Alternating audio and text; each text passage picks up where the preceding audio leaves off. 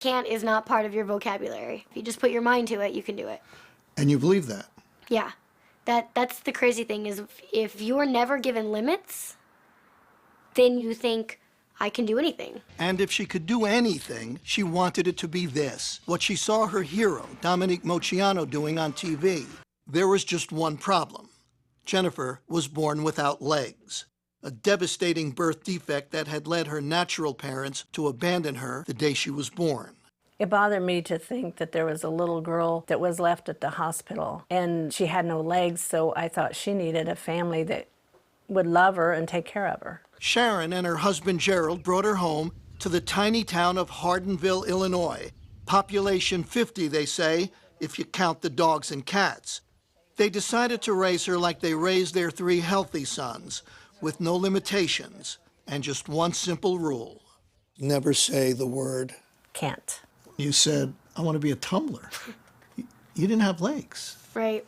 You kind of need those, most people think, to tumble. Well, think again. The girl who wasn't allowed to say can't was on her way to becoming a genuine gymnastics champion. She started at 7 on the trampoline with her dad. And after a few falls, she got the hang of it. In time, she was competing. And soon after that, she was dominating. And by high school, Jennifer Bricker, are you ready for this, was the tumbling champion of the state of Illinois. Soon, Jennifer was pursuing other sports too. Even one you'd figure she had absolutely no chance to play well, until it turned out she could steal the ball, even grab a few rebounds. And she could make baskets, too. She didn't consider herself handicapped. She was talking to some friends one time, and one of them said something about her being handicapped. She said, well, I'm not handicapped. And they said, well, you have to use a wheelchair. She said, just to keep them getting dirty.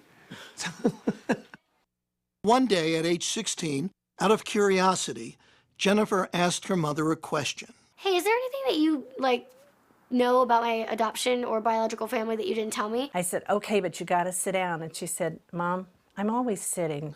And she said, maybe you should sit down. I said, okay, let me sit down. And she said, well, what's the big deal? Just tell me what my last name is. And I said, well, that's the big deal. And she said, what do you mean? I said, your last name would have been Moceanu. I knew what that meant. I knew that Dominique Moceanu was my biological sister.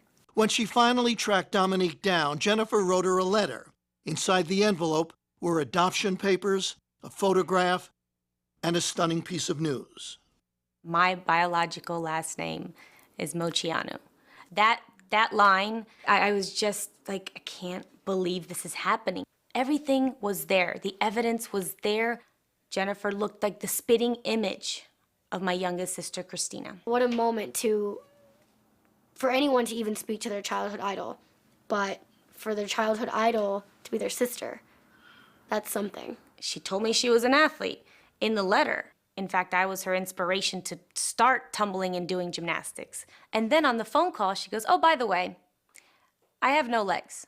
I mean, she's like, wait a minute, didn't you just tell me that you're an acrobat and you did all these sports? And I could just hear the wheels turning, and Yeah. And I said, who is this girl? Oh my gosh. How did she have this attitude to persevere in life and overcome every obstacle?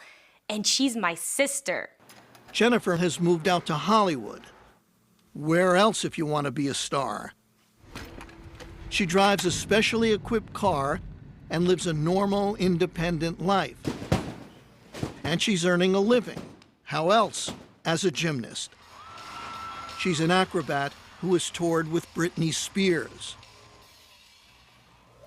And now she's training for a classical performance at New York's Lincoln Center.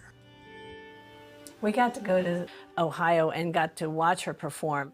The audience just went crazy. They stood up and they were whistling and screaming and clapping and all this, and I was blubbering. I was sobbing because it was so beautiful, and it's like, oh my goodness, that's my baby. The baby who was taught early on never to say the word can't.